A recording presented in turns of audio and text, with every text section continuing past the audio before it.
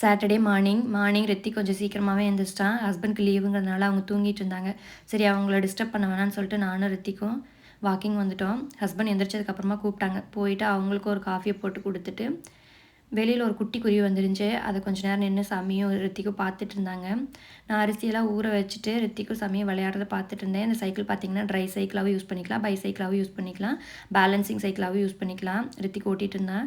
வந்துட்டு சாப்பாட்டை வச்சு விட்டுட்டு வாழைக்காய் ஃப்ரைக்கு வாழைக்காயும் கட் பண்ணி வேக வச்சு மசாலா பரட்டி எடுத்து வச்சிட்டேன். சாப்பாடுமே வெந்துருந்துச்சு. அதையும் எடுத்து ஆற வச்சு லெமன் ரைஸ் தாளிச்சிட்டு ஊற வச்சிருந்த வாழைக்காயும் ஃப்ரை பண்ணி லெமன் ரைஸ் வித் வாழைக்காய் ஃப்ரையோட சூப்பராக பிரேக்ஃபாஸ்ட் முடிச்சாச்சு. லஞ்சுக்கு வெளியில் போகிறதுனால சமைக்க வேண்டியதில்லை. செடியில் பூவெல்லாம் கொஞ்சம் பழசாயிருச்சு. அதை நானும் ரித்திக்கும் கட் பண்ணி விட்டுட்டோம். இந்த கலர் பார்த்திங்கன்னா எவ்வளோ வைப்ரண்ட்டாக இருக்குதுன்னு. இந்த ரோஸ் மட்டும்தான் நிறைய கொத்து கொத்தாக பூக்குது. இதுவுமே இப்போ தான் ஸ்டார்ட் ஆகிருக்கு.